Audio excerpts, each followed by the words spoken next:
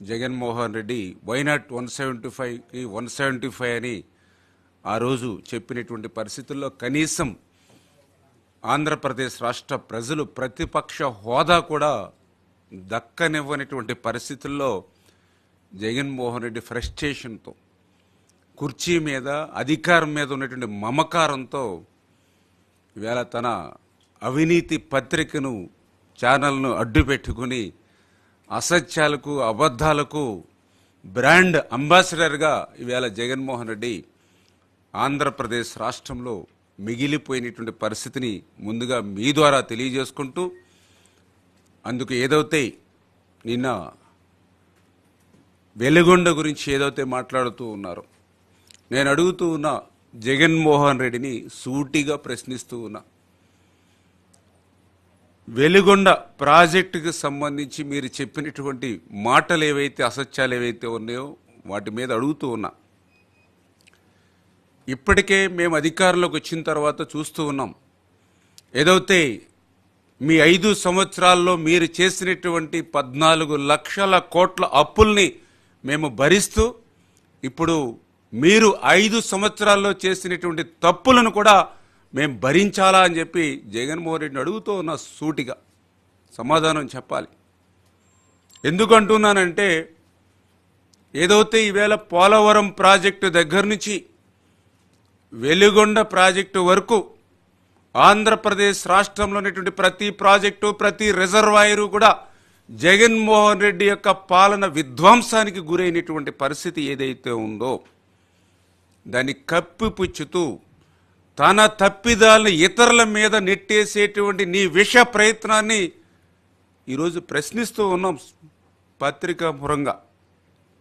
అందులో ప్రధానంగా ఏదైతే వెలుగొండ ప్రాజెక్టుకి సంబంధించి అడుగుతూ ఉన్నాం.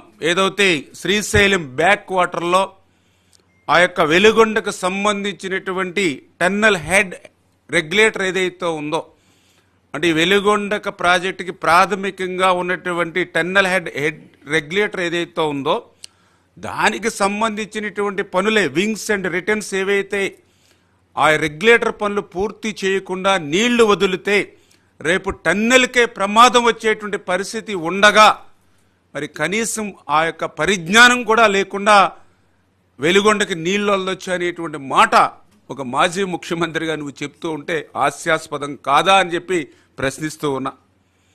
ఏదైతే రెండవది మొదటి టన్నెల్కి సంబంధించి వెలుగొండకు సంబంధించి మొదటి టన్నెల్కి సంబంధించి 500 మీటర్లు, రెండవ టన్నెల్కి సంబంధించి 7 కిలోమీటర్లు లైనింగ్ పూర్తి కాకుండానే నిర్దేశమైనటువంటి పరిమాణంలో నీరు వదలడం సాధ్యం కాదు అన్నటువంటి విషయం కూడా అర్థం కానిటువంటి పరిస్థితిలో నువ్వు ఉన్నావా అని చెప్పి జగన్మోహన్ రెడ్డిని ప్రశ్నిస్తూ ఉన్నా.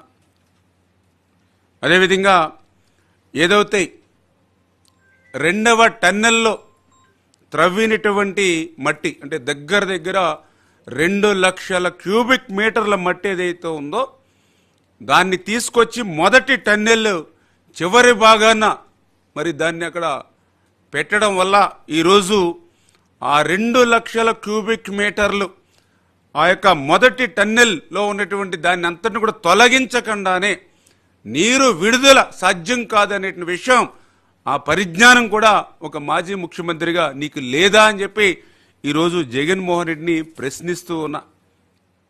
అదేవిధంగా ఏదైతే ఈ యొక్క వెలుగొండకు సంబంధించినటువంటి రెండవ టన్నెల్లో 12వ కిలోమీటర్ దగ్గర ఏదైతే మరి యొక్క యుఎస్ఏ నుంచి తీసుకొచ్చినటువంటి TBM టన్నెల్ బోరింగ్ మిషన్ ఏదైతే ఉందో అది చెడిపోయి బయటికి తేలేనటువంటి పరిస్థితి ఉంటే గత 3 సంవత్సరాల నుంచి కూడా దాని పని లేకుండా బయటికి తీసుకురాలేనటువంటి పరిస్థితి ఉంటే నువ్వు తాడేపల్లి రాజప్రసాదంలో మొద్దు నిద్రపోయి ఆ యొక్క 12వ కిలోమీటర్లో రెండవ టన్నెల్లో ఉన్నటువంటి ఆ TBMని బయటికి తీసుకురాకుండా నీరు విడుదల సాధ్యం కాదు అనే విషయం కూడా ఆ జ్ఞానం కూడా మరి నీకు లేకుండానే మాట్లాడుతున్నావా అని చెప్పి ఈరోజు జగన్మోహన్ రెడ్డిని ప్రశ్నిస్తూ ఉన్నాం. ఏదైతే వెలుగొండకు సంబంధించి ఈ యొక్క రెండవ టన్నెల్కి సంబంధించి ఏదైతే ఇంకా 30% బెంచింగ్, ఎందుకంటే ఇది చాలా ఇంపార్టెంట్ వర్క్, ఎందుకంటే చాలా స్లో మోషన్లో చేయాలి. ఎందుకంటే డ్రిల్ చేసి బ్లాస్టింగ్ చేయవలసినటువంటి పని రెండవ టన్నెల్లో ఇంకా 50,000 నుండి 1,00,000 క్యూబిక్ మీటర్ల రాతి వ్యర్థాలు ఏదైతే తొలగించవలసినటువంటి పరిస్థితి ఉంది. ఇది చాలా డ్రిల్ చేసుకుంటూ బ్లాస్టింగ్ చేసుకుంటూ చాలా స్లోగానే జరిగేటువంటి పని. దగ్గర దగ్గర స్టార్ట్ చేస్తే ఎఫెక్టివ్గా పనిచేస్తే 6 నెలలు లేదా సంవత్సరం పట్టేటువంటి పరిస్థితి. అటువంటి పనిని 5 సంవత్సరాల్లో మొద్దు నిద్రపోయి పని చేయకుండా ఈరోజు నీరు విడుదల చేయడం సాధ్యం కాదనే విషయం, మరి ఆ మాత్రం పరిజ్ఞానం కూడా లేకుండా మీరు మాట్లాడుతున్నారని చెప్పి ఇవాళ జగన్మోహన్ రెడ్డిని ప్రశ్నిస్తున్నటువంటి పరిస్థితి. ఇదంతా ఒక ఎత్తు. ఏదైతే ఆ యొక్క వెలిగొండకి ప్రిలిమినరీగా మొదట ఉన్నటువంటి హెడ్ రెగ్యులేటర్కి సంబంధించినటువంటి పనులు పూర్తి కాకపోవడం, అదేవిధంగా మొదటి టన్నెళ్ళు, అదేవిధంగా రెండవ టన్నెళ్ళు కూడా ఇంకా బ్యాలెన్స్ పనులు ఏవైతే ఇప్పుడు నేను చెప్పానో అవి ఉండడం, మరి ఇది పూర్తి అయిన తర్వాత ఏదైతే ఫీడర్ కెనాల్ ఏదైతే ఉందో, అంటే ఎందుకంటే శ్రీశైలం ఆ యొక్క బ్యాక్ వాటర్ రిజర్వాయర్ నుంచి ఆ హెడ్ రెగ్యులేటర్ దగ్గర నుంచి ఆ ఫస్ట్ టన్నెల్ సెకండ్ టన్నెల్ నీరుని ఆ యొక్క 18.2 కిలోమీటర్లు ఆ టన్నెల్ ద్వారా వెళ్ళిన తర్వాత నెక్స్ట్ 22 కిలోమీటర్లు ఫీడర్ కెనాల్ ద్వారా పోవాలి నీరు. మరి ఏదైతే ఆ యొక్క హెడ్ రెగ్యులేటరీ పనులు కాలేదు, ఫస్ట్ సెకండ్కు సంబంధించిన టన్నెల్ పనులు పెండింగ్లో ఉన్నాయి.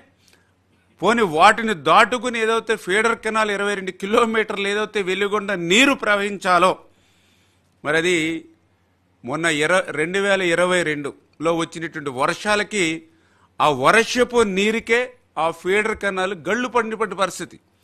వెలుగొండ నీరు ప్రవాహానికి కాదు, ఆ ప్రాంతంలో కురిసినటువంటి వర్షాలకే ఆ ఫీడర్ కెనాలు 5-6 చోట్ల గండ్లు పడినటువంటి పరిస్థితి. అంటే ఫీడర్ కెనాల్ కూడా పూర్తి స్థాయిలో ఎక్స్టెన్షన్ కానీ లైనింగ్ కానీ లేనిటువంటి పరిస్థితుల్లో ఆ కెనాల్లో ఉన్నటువంటి ఏదైతే కేవలం ఆ యొక్క తవ్వినటువంటి మట్టి అటు ఇటు వేసి సదిరి దానిలో అనేకమైనటువంటి బండరాళ్ళు ఇవన్నీ ఉంటే అవన్నీ కూడా మరి పెద్ద పెద్ద గ్యాప్స్ ఉండి చిన్నపాటి వర్షం వస్తేనే ఆ వర్షపు నీరే ఆ గట్టులోంచి బయట వాగుల్లోకి ఊళ్ళలోకి పోతుంది.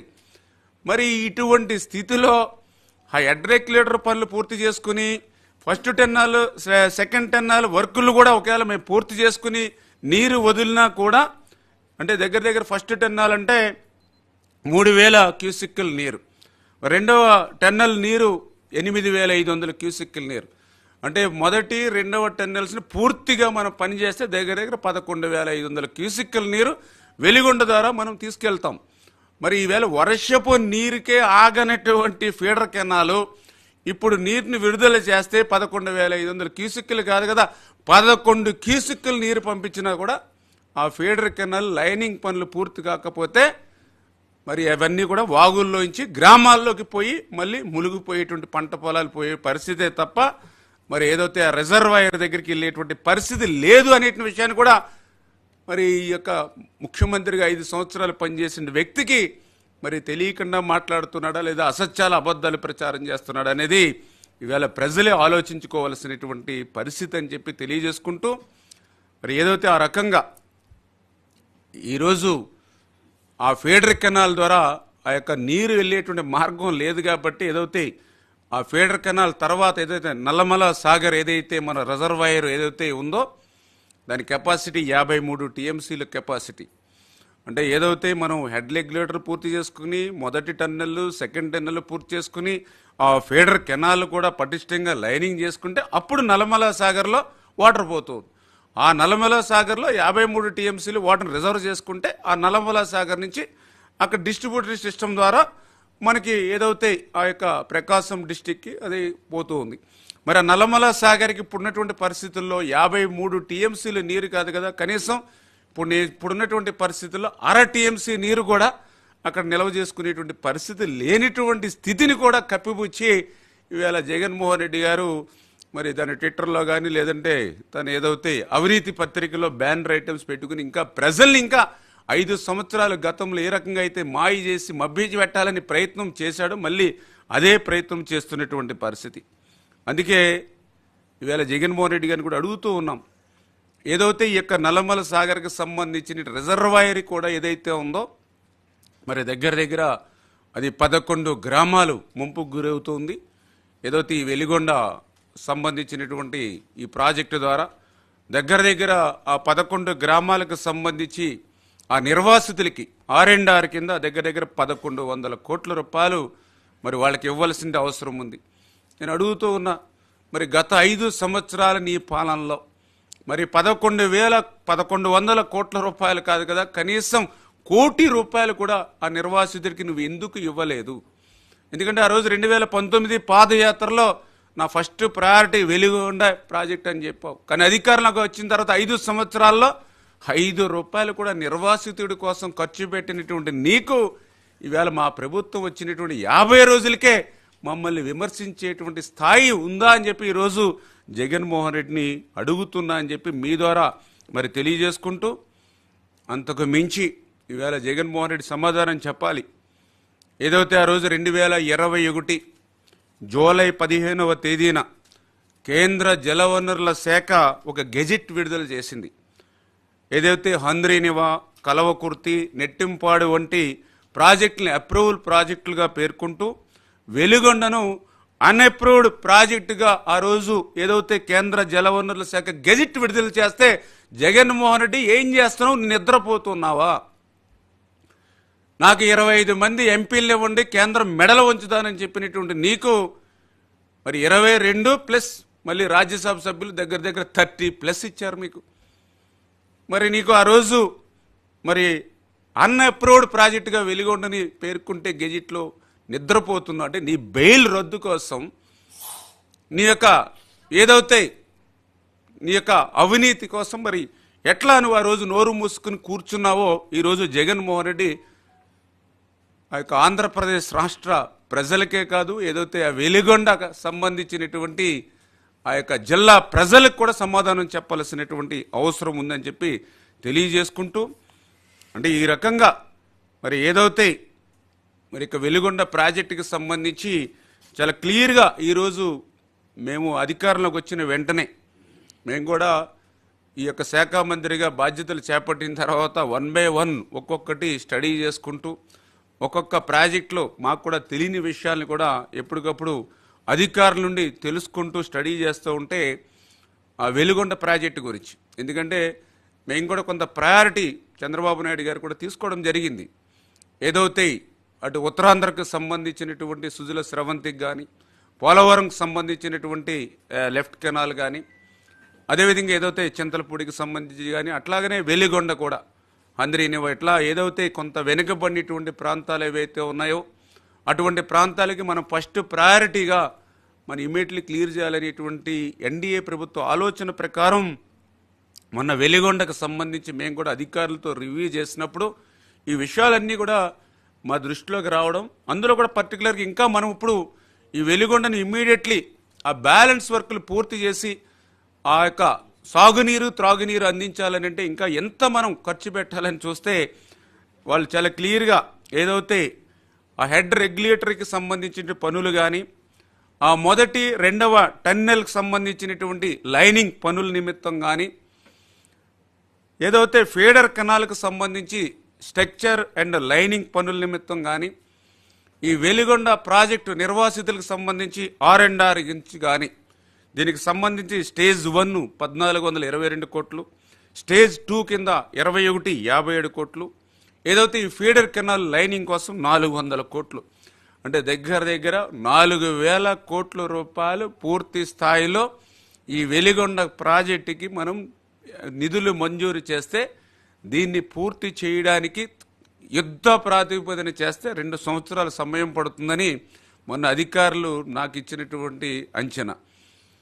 మేము ఏదైతే వెలిగొండ అత్యంత ప్రయారిటీగా తీసుకొని అత్యంత వెనకబడినటువంటి ఏదైతే మరి యొక్క ప్రకాశం జిల్లాకు సంబంధించినటువంటి ప్రాంతాలు ఇందులో ఉన్నాయి కాబట్టి దీన్ని ఇంకా వాళ్ళు ఏదైతే 2 years ఏదైతే సమయం చెప్పారో ఇంకా దాన్ని ఎర్లీగా 1 సంవత్సరం లోపుగా అయినా పూర్తి చేసేటువంటి అవకాశాలు ఏవైతే ఉన్నాయో వాటిని కూడా పరిశీలించమని చెప్పేసి ఇది ప్రయారిటీ అని చెప్పి ఆ రకంగా మేము యుద్ధ ప్రాతిపదిక మీద మేము పనిచేస్తూ వెళ్తూ ఉంటే దాన్ని ఈరోజు ఈ యొక్క జగన్మోహన్ రెడ్డి ఈ మాదిరిగా మరి బురద జల్లేటువంటి కార్యక్రమాలు చేస్తున్నటువంటి పరిస్థితిని మీ ద్వారా ఆంధ్రప్రదేశ్ రాష్ట్ర ప్రజలకు తెలియజేసుకుంటూ, అందుకే ఈరోజు జగన్మోహన్ రెడ్డిని కూడా ప్రశ్నిస్తూ ఈవేళ ప్రజలు కూడా తెలుసుకోవాలి.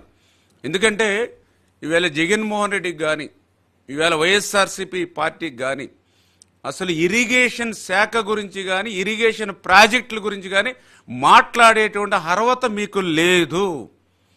ఎందుకంటే మీ యొక్క హయాంలో ఇరిగేషన్ శాఖ విధ్వంసానికి అటు పోలవరం దగ్గర నుంచి ఆంధ్రప్రదేశ్ రాష్ట్రంలో నుండి ప్రతి ప్రాజెక్టు, ప్రతి రిజర్వాయరు, ప్రతి చెక్ డ్యాము, మరి ప్రతి ట్యాంకు కూడా విధ్వంసానికి గురయ్యి 5 సంవత్సరాల్లో 5 రూపాయల మెయింటెనెన్స్ లేక 20 సంవత్సరాలు వెనక్కి ఇరిగేషన్ శాఖ మీ హయాంలో పోయినటువంటి పరిస్థితి.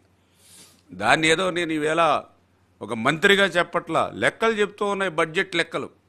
ఆ రోజు 2014, 2019 5 సంవత్సరాల తెలుగుదేశం ప్రభుత్వంలో ఆ రోజు మాకున్నటువంటి బడ్జెట్ 5 సంవత్సరాల్లో 7 లక్షల కోట్లు. 5 సంవత్సరాల మా 7 లక్షల కోట్ల బడ్జెట్లో ఇరిగేషన్ శాఖకి ఎంత పెట్టామనంటే ఆ రోజు 68,000 కోట్లు. మరి నువ్వు 2019, 2024 నీ 5 సంవత్సరాల్లో నీ మొత్తం బడ్జెట్ 12 లక్షల కోట్లు అవుతే ఆ 12 లక్షల కోట్లలో నువ్వు పెట్టింది ఎంత ఇరిగేషన్ శాఖకి? 32,000 కోట్లు. ఆ 32,000 కోట్లలో కూడా సగం నీ అవినీతికే పోయింది. పైపెచ్చు పెట్టడం అయితే 32,000 కోట్లు పెట్టాడు, కానీ అందులో ఖర్చు పెట్టింది మళ్ళీ 19,000 కోట్లు. అక్షరాల కేవలం 19,000 కోట్లు.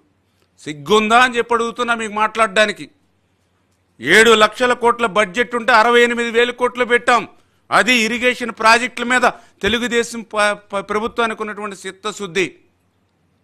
నీకు 12 లక్షల కోట్ల బడ్జెట్ ఉంటే మేం పెట్టిందని డబల్ చేయవలసి నువ్వు మరి దాంట్లో సగం చేసి మళ్ళీ ఆ సగంలో సగం కూడా ఖర్చు పెట్టినటువంటి మీకు ఇరిగేషన్ ప్రాజెక్టుల గురించి మాట్లాడేటువంటి అర్హత మీకు ఎక్కడ ఉంది అని చెప్పి ఈరోజు జగన్మోహన్ రెడ్డిని ప్రశ్నిస్తున్నారని చెప్పి తెలియజేసుకుంటూ, అందుకు ఈరోజు ప్రెస్ల ద్వారానే చెప్పక్కర్లా, ఈరోజు మీరు ఏ ప్రాజెక్టుకి వెళ్ళినా, ఏ రిజర్వాయర్కి వెళ్ళినా, ఏ చెక్ డ్యామ్కి వెళ్ళినా కూడా జగన్మోహన్ రెడ్డి విధ్వంసం అడుగడుగునా కూడా కనిపిస్తూ ఉన్నటువంటి పరిస్థితి. అంటే 5 సంవత్సరాల నీ పాలనలో కనీసం లాకులకి తలుపులు కానీ, షట్టర్స్ కానీ, రోప్స్ కానీ, రిపేర్ల మాట అటుంచి కనీసం గ్రీజ్ కూడా పెట్టి మెయింటెనెన్స్ చేయలేనిటువంటి నువ్వు పోలవరం లాంటి బహుళార్థక సాధక ప్రాజెక్టుల గురించి, మరి వెలుగొండ లాంటి ప్రాజెక్టుల గురించి మాట్లాడడం అని అంటే దెయ్యాలు వేదాలు వల్లిస్తూగా ఉన్నటువంటి పరిస్థితి. అందుకు ఉదాహరణగా మీరే చూడండి, ఏదైతే సోమశిల సంబంధించినటువంటి ప్రాజెక్టు, ఈ సోమశిల ప్రాజెక్టుకి సంబంధించి రోప్స్ ఏ మాదిరిగా అయితే తుప్పు పట్టేసి జగన్మోహన్ రెడ్డి పాలనలో ఉన్నాయో ఇవన్నీ కూడా సజీవ సాక్ష్యాలు. ఇవన్నీ కూడా ఈరోజు ఏదైతే మొన్న మేము సోమశిలకి వెళ్ళినప్పుడు చాలా క్లియర్గా మేము గమనించడం జరిగింది. అదేవిధంగా ఇదే సోమశిలలో వీటికి సంబంధించినటువంటి డోర్స్ ఒక్కసారి పరిశీలించండి. మీ ద్వారా ఆంధ్రప్రదేశ్ రాష్ట్ర ప్రజలకి అత్యంత సోమశిల ప్రాజెక్ట్ అంటే దగ్గర మరి చాలా మంచి చరిత్ర ఉన్నటువంటి ప్రాజెక్ట్ ఇది సోమశిల. మరి అటువంటి సోమశిల ప్రాజెక్టుని ఏ స్థితికి, ఏ గతికి జగన్మోహన్ రెడ్డి ఆ షట్టర్స్ ద్వారా కానీ, రోప్స్ కానీ ఎటువంటి స్థితికి తీసుకొచ్చాడో అంటే రేపు ఆ యొక్క నీరు నిండుకుంటే ఎప్పుడు ఏ గేటు తెరిస్తే ఏ గేటు కొట్టుకుపోతుందో అనేటువంటి భయం ఈవేళ ఆంధ్రప్రదేశ్ రాష్ట్ర ప్రజలతో పాటు మాకు కూడా వెంటాడుతున్నటువంటి పరిస్థితి. ఎందుకంటే మొన్ననే మీరు కూడా చూశారు, ఏదైతే తుంగభద్ర ప్రాజెక్టుకి సంబంధించి 19వ గేటు ఏ మాదిరిగా అయితే కొట్టుకుపోయిందో, మరి అదేవిధంగా ఏదైతే మరి బనకచెర్ల మరి మీరే చూడొచ్చు, దీనికి సంబంధించి ఏ రకమైనటువంటి స్థితిలో ఈ యొక్క పరిస్థితి ఉందో. మరి అదేవిధంగా ఏదైతే శ్రీశైలంకి సంబంధించి మరి ఏదైతే ఆ యొక్క వాటర్ని, ఆ రెగ్యులేటర్స్ని మరి ఏదైతే ఆపరేట్ చేస్తామో మరి ఆపరేట్ చేసేటువంటి మరి పరిస్థితి ఎట్లా తుప్పు పట్టేసి ఎట్లా ఉంది, ఇది అసలు ఆపరేషన్ చేయడానికి శ్రీశైలం లాంటి ప్రాజెక్టుకే ఇటువంటి దుస్థితి, ఇటువంటి పరిస్థితి. అదేవిధంగా ఏదైతే రైవాడ రిజర్వాయర్ అంటే ప్రాజెక్టుల దగ్గర నుండి రిజర్వాయర్స్ వరకు కూడా అన్నీ ఇదే రకమైనటువంటి పరిస్థితి. ఇంకా మీకు చెప్పనవసరంలా, ఏదైతే ఈయన పరిపాలన ఉన్నటువంటి ఘన కార్యాలయాల్లో ఏదైతే గుడ్లగమ్మ ప్రాజెక్టు ఏ రకంగా అయితే గేట్ కొట్టుకుపోయిందో మీ అందరికీ తెలుసు. ఇప్పుడు ఆ గుడ్లగమ్మను కూడా పూర్తి చేయడానికి యుద్ధ ప్రాతిపదిక మీద మొన్న మేము ఆ యొక్క ఎవరైతే టెండర్స్ చేసినటువంటి ఏజెన్సీలు కూడా పిలిపించి ఈ మంత్ ఎండింగ్ అలా పూర్తి చేయాలని వాళ్ళకు కూడా లక్ష్యాలు ఇచ్చి మేము పనిచేస్తూ ఉంటాం. ఎందుకంటే ఆ యొక్క గుండ్లగమ్మ కూడా గేట్లు ఏ రకమైనటువంటి పరిస్థితికి గతంలో జగన్మోహన్ రెడ్డి తీసుకొచ్చాడో, అందుకే గుండ్లగమ్మ గేట్లు ఏ రకంగా కొట్టుకుపోయాయో మరి ఏదైతే గత పాలనలో ఉన్నటువంటి సాక్ష్యాలు ఇవన్నీ కూడా. ఇంకా అన్నమయ్య గురించి అయితే మీకు చెప్పనవసరంలా, దగ్గర దగ్గర 34 మందిని పొట్టన పెట్టుకున్నటువంటి విధ్వంసం ఇది అన్నమయ్య. అంటే ఈ రకంగా నీ 5 సంవత్సరాల పాలనలో కనీసం ఆ షట్టర్స్, డోర్స్, రోప్స్ అట్లా రిపేర్లు కాదు, కనీసం గ్రీజు కూడా పెట్టి మెయింటైన్ చేయలేనిటువంటి నువ్వు ఈవేళ ఇంత పెద్ద పెద్ద ప్రాజెక్టుల గురించి మాట్లాడేటువంటి అర్హత లేదు జగన్మోహన్ రెడ్డి గారు. దయవుంచి అర్థం చేసుకోండి. ఎందుకంటే అంత ఆశ్చర్యపోతున్నారు మీరందరూ. మీ అంబటి రాంబాబు గారు మీరు ఇటువంటి ప్రాజెక్టుల గురించి మాట్లాడుతూ ఉంటాయి. అంటే మీ అవినీతి పత్రిక వాళ్ళు ఏదో స్టోరీ రాసుకుని వచ్చి మీ ద్వారా పాపం మీడియాకి చెప్పిస్తూ ఉంటే ఆశ్చర్యపోతున్నారు. ఎందుకంటే కనీసం గ్రీజ్ కూడా పెట్టి మెయింటైన్ చేయలేనటువంటి అటువంటి ప్రాజెక్టుల గురించి మాట్లాడుతూ ఉంటాయి. ఎందుకంటే ఆ రోజు మేము కూడా చూసాం 2019లో జగన్మోహన్ రెడ్డి గారి పాదయాత్రలో ఆ రోజు పోలవరం ప్రాజెక్టు కూడా వచ్చి అసలు డయాఫ్రమ్ వాళ్ళే నిర్మాణం చేయకుండా మరి వేల కోట్ల రూపాయలు తినేశారు అని ఆయన స్టేట్మెంట్ ఇచ్చాడు. ఏంటని ఆశ్చర్యం ఏంటని అనుకుంటే ఎందుకు అర్థమైందేంటి, ఆ డయాఫ్రమ్ వాళ్ళు భూమిలో కడతారన్న సంగతి పాపం ఆయనకి తెలియదు. అందుకని ఆ ప్రాజెక్ట్ దగ్గరికి వెళ్తే డయాఫ్రమ్ వాళ్ళు కనపడలేదు ఆయనకి. అంటే ఆయన డయాఫ్రమ్ వాళ్ళు అంటే ఏదో చైనా వాళ్ళు అనుకున్నట్టున్నాడు ఆయన. అందుకని ఏంటి ఇక్కడ ఎక్కడ కనపడలేదు అని చేత వీళ్ళు ఎక్కడ కట్టకుండానే బిల్లులు చేసేసుకున్నారని చెప్పి పెద్ద అవినీతి జరిగిపోయింది అన్నాడు. అంటే డయాఫ్రమ్ వాళ్ళు భూమి లోపల కడతారనేటువంటి విషయం కూడా ఆ రోజు జగన్మోహన్ రెడ్డికి తెలియదు. ఇంకా అంబటి రాంబాబు గారి గురించి అయితే మీకు చెప్పనవసరంలా, ప్రతి ప్రాజెక్టుకి కూడా డయాఫ్రమ్ వాల్ ఉంటుంది. బాక్రా నంగల్కు ఉంది, శ్రీశైలంకి ఉంది అని ప్రతి ప్రాజెక్టుకి కూడా డయాఫ్రమ్ వాల్ ఉంటుంది అన్నాడు. అంటే వీళ్ళు చాలా విచిత్రమైనటువంటి వ్యక్తులు. అంటే డయాఫ్రమ్ వాల్ ఎక్కడ కడతారో తెలియనటువంటి ఆనాటి ముఖ్యమంత్రి, డయాఫ్రమ్ వాల్ ఏ ప్రాజెక్టుకు ఉంటుందో తెలియనటువంటి మంత్రి. మరి వీళ్ళు ఈరోజు ఈ ప్రాజెక్టుల గురించి మాట్లాడుతూ ఉంటే ఇంకా ఈ ప్రజలు ఎట్లా అర్థం చేసుకోవాలో కూడా తెలియనటువంటి పరిస్థితి, దుస్థితి ఉంది. ఇప్పటికైనా మీ యొక్క ప్రభుత్వంలో 5 సంవత్సరాల్లో మీకు 151 సీట్లు ఇచ్చి 50% ఓట్లు ఇస్తే మీరు చేసినటువంటి నిర్వాకానికి, మీ విధ్వంసానికి ప్రజలు బుద్ధి చెప్పి మీకు 11 సీట్లు ఇస్తే దాని నుంచి పాఠాలు నేర్చుకోవాల్సినటువంటి మీరు ఈవేళ ఇంకా అదే బురదను, అదే అబద్ధాలను, అదే అసత్యాలను మళ్ళీ మళ్ళీ రుద్దాలని చేస్తే ఆంధ్రప్రదేశ్ రాష్ట్రంలో శాశ్వతంగా వైఎస్ఆర్సీపీ పార్టీ తెరమరుగైపోయేటువంటి పరిస్థితి ఉంటుందని చెప్పి మీ ద్వారా వారిని హెచ్చరిస్తూ ఉన్నాం. Thank you.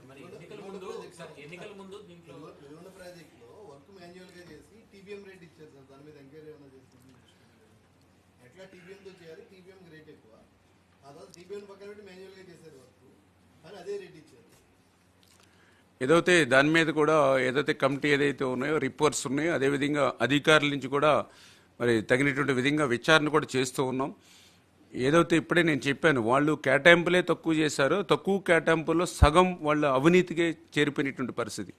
ఇప్పుడే నేను చెప్పాను, ఏదైతే ఆ శ్రీశైలం బ్యాక్ వాటర్ నుంచి ఏదైతే ఈ యొక్క వెలిగొండకి వెళ్ళేటువంటి హెడ్ రెగ్యులేటర్ ఏదైతే ఉందో, ఆ హెడ్ రెగ్యులేటర్కి సంబంధించిన పనులు కూడా నాణ్యత మీద కూడా ఇప్పుడు మాకు కొంచెం అనుమానంగా ఉంది. ఎందుకంటే ఆ హెడ్ రెగ్యులేటర్కి సంబంధించి ఆ పనులకు సంబంధించినటువంటి కాంట్రాక్టరు 60C కింద కడప జిల్లాకు సంబంధించి ముఖ్యమంత్రికి సంబంధించినటువంటి సన్నిహితుడికి 60C కింద ఇవ్వడం జరిగింది.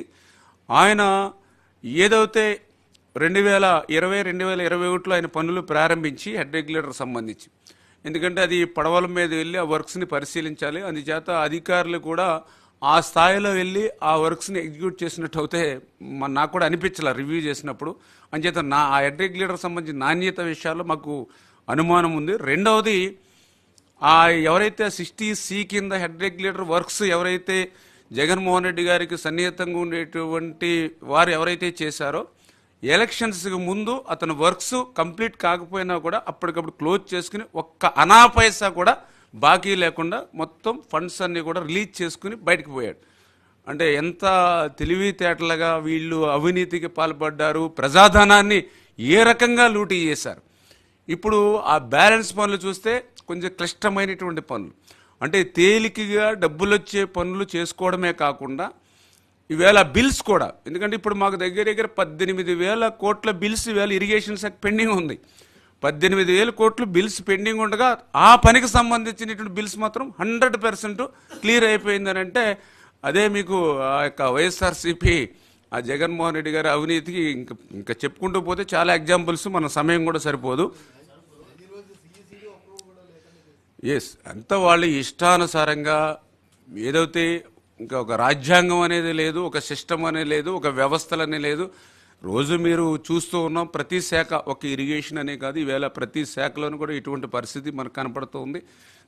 ఇవన్నీ కూడా 1 by 1 ఒక్కొక్కటి కూడా మేము క్లియర్ చేసుకుంటూ, అంటే గత పాలనలో జరిగినటువంటి విధ్వంసాన్ని సరి చేసుకోవాలి. మళ్ళీ ఇప్పుడు మన పాలనలో, ఎందుకంటే ప్రజలకు కూడా కొంచెం ఎక్స్పెక్టేషన్స్ ఎక్కువ ఉన్నాయి.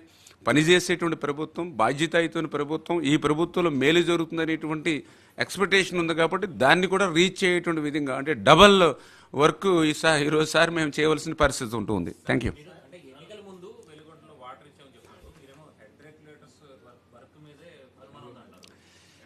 ఏదైతే జగన్మోహన్ రెడ్డి గారు పదే పదే గ్రాఫిక్స్ గురించి మన గురించి మాట్లాడుతూ అటువంటి గ్రాఫిక్స్ ఆయనే. ఎందుకంటే నాకు తెలుసుండే ఆయన 2024 మార్చి నెలలో ఈ యొక్క వెలిగొండ ప్రాజెక్ట్ని ప్రారంభించాడు, ప్రారంభోత్సవం. మరి వెలిగొండ ప్రాజెక్ట్ ప్రారంభోత్సవం జాతికి అంకితం చేశాడు.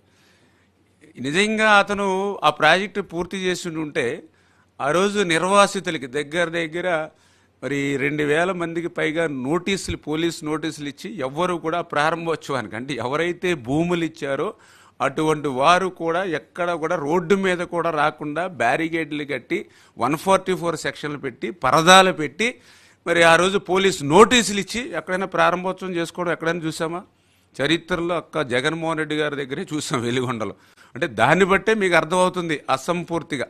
మొన్న కూడా మీరు చూశారు కుప్పంలో ఎన్నికల ముందు కుప్పం బ్రాంచ్ కెనాల్ని నీరు విడుదల చేస్తున్నానని చెప్పి ఈయన స్వయంగా వెళ్ళి ఈయన బటన్ నొక్కాడు.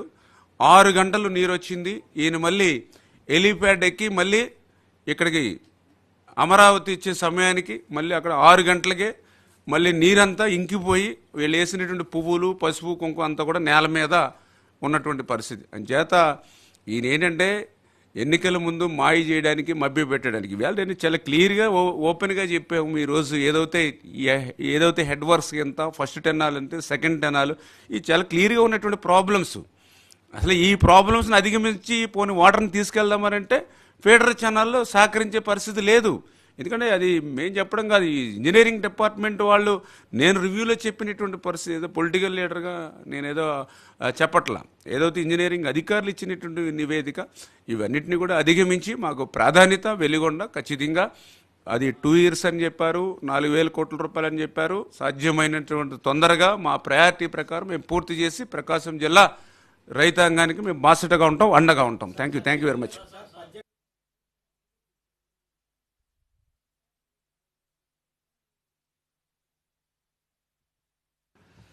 అంటే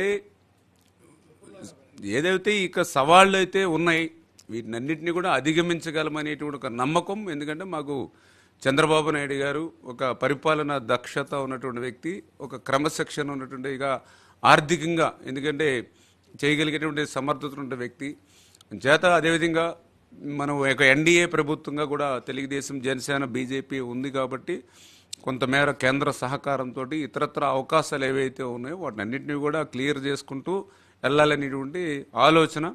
అంటే మాకు ప్రయారిటీ. అందుకే మేము కూడా ఏంటంటే ఇప్పుడు ప్రాజెక్టులన్నింటినీ కూడా ఒకేసారి మేము పూర్తి చేసేస్తాం 5 సంవత్సరాలు అని చెప్పట్లా. ఏదైతే కొంత పురోగతి సాధించవలసిన ప్రాజెక్టులు అవసరమైనవి ఏవైతే ఉన్నాయో ఈ ప్రయారిటీ పెట్టుకుని ప్రాధాన్యత పరంగా మనం ఇమీడియట్లీ ఈ పని చేస్తే ఇన్ని కోట్లు ఖర్చు పెడితే ఇంత ఆయకట్టుకు నీరవగలుగుతాం, ఇంత నెసరీ ఉంది, వీళ్ళకి అవసరం ఉంది, నీడ్ ఉంది అని ఏదైతే మేము పెట్టుకున్నామో దానికి టైం బాండ్ పెట్టుకుని అవి పూర్తి చేస్తాం. అందులో కూడా వెలిగొండ కూడా ఒకటే అని చెప్పి మీకు తెలియజేస్తాం. Thank you.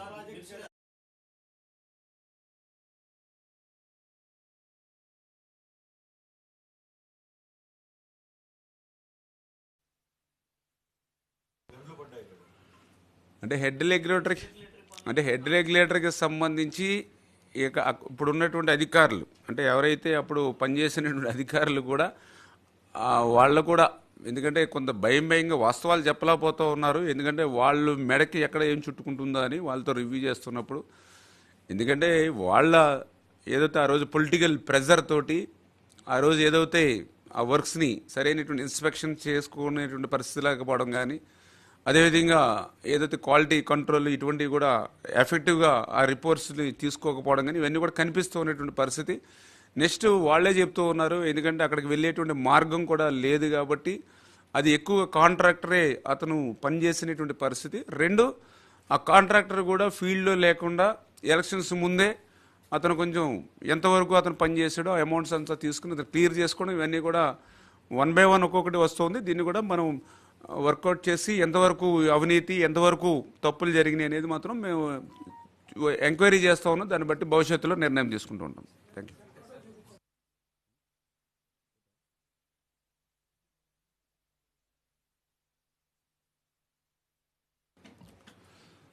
ఇప్పుడు అప్పులంటే మీ అందరికీ తెలుసు, దగ్గర దగ్గర 14 లక్షల కోట్ల ఏదైతే ఈరోజు అప్పులు ఆంధ్రప్రదేశ్ రాష్ట్రంలో ఉన్నాయి. ఒక్కొక్క వ్యక్తి మీద 2,40,000 అప్పు ఈవేళ ఆంధ్రప్రదేశ్ రాష్ట్రంలో మరి జగన్మోహన్ రెడ్డి పెట్టినటువంటి పరిస్థితి.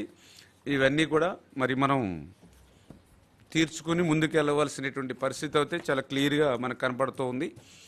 ఇంకా తప్పులంటే ఇప్పుడు మేము చెప్తూ ఉన్నాం కదా, ఏదైతే ఇప్పుడు పోలవరం ప్రాజెక్టు ఉంది, పోలవరం ప్రాజెక్టు ఆ రోజు మనం 72% మనం పూర్తి చేస్తే ఈయన మరి 5 సంవత్సరాల కాలంలో పురోగతిలో 2-3% చూపించాడు. కానీ వాస్తవంగా చూస్తే 20-30% వెనక్కి ఈయన పాలనలో వెళ్ళిపోయినటువంటి పరిస్థితి. అక్కడ ఏదైతే డయాఫ్రమ్ వాళ్ళు మనం 18 నెలలు కష్టపడి నిర్మాణం పూర్తి చేస్తే దాన్ని విధ్వంసం చేస్తే మళ్ళీ అది మొదటి నుంచి కట్టుకుని రావాల్సినటువంటి పరిస్థితి. ఏదైతే ఆ యొక్క ఎగువ కాపర్ డ్యాము ఆ యొక్క గ్యాప్ని ఇన్ టైంలో 13 నెలలు అక్కడ ఏజెన్సీ లేకుండా ఉండడంతో ఆ గ్యాప్ నుంచి ఆ యొక్క సుడులు తిరుగుతూ నీరు రావడంతో ఆ డయాఫ్రమ్ వాళ్ళు ఏదైతే దెబ్బతిందని ఐఐటి హైదరాబాద్ ఏదైతే చెప్పారో, అంటే ఇవన్నీ కూడా మళ్ళీ వాళ్ళు చేసినటువంటి తప్పుల్ని మేము మళ్ళీ భరిస్తూ మళ్ళీ కరెక్ట్ చేసుకోవాల్సి వస్తుంది. ఇట్లా ప్రతి ప్రాజెక్ట్ ఇది కూడా ఇప్పుడే గుండ్లగం ఉంది, మరి ఆ రోజు గేట్లు కొట్టుకుపోతే ఈ రోజుకి కూడా ఇంకా పూర్తి కాల. మళ్ళీ ఈరోజు మేము అధికారంలోకి వచ్చిన తర్వాత మళ్ళీ ఏజెన్సీలతో మాట్లాడి మళ్ళీ అతనికి ఏదైతే అతనికి ఆ చేసినటువంటి బిల్స్ ఏవైతే ఉన్నాయో మళ్ళీ హామీ ఇచ్చి మళ్ళీ అతనికి టైం బాండ్ పెట్టి పని పూర్తి చేయడం. అంటే ఇట్లా ప్రతి ప్రాజెక్టు ప్రతి రిజర్వాయర్ ఇప్పుడు ఏదైతే ఎమర్జెన్సీ వర్క్స్ నిన్ననే చంద్రబాబు నాయుడు గారు కూడా మరి ఏదో సోమశిల ప్రాజెక్టు సందర్శనకు కూడా వెళ్ళారు. దానికి సంబంధించి ఎప్రాన్ ఉంది. సోమశిలకి ఏదైతే ఆ వాటరు పడిన తర్వాత ఆ వాటర్ పడి లేచినప్పుడు ఏదైతే ఎప్రాన్ ఏదైతే ఉందో అది కాంక్రీట్ తోటి ఉంటుంది. ఆ వాటర్ పడే ప్లేస్లో కాంక్రీట్ అంతా కూడా ఫ్లడ్కి మొత్తం కొట్టుకెళ్ళిపోయిన పరిస్థితి. అంటే దాని ముందు ప్రాజెక్టు ముందు కొంచెం పెద్ద అగాధంగా ఏర్పడి ఉంది. మరి ఎప్పుడైనా ఈ అగాధం కాబట్టి ఈ వాటర్ లెవెల్ ఫుల్గా ఉన్నప్పుడు ఎప్పుడైనా ప్రాజెక్టు కూడా ప్రమాదమే.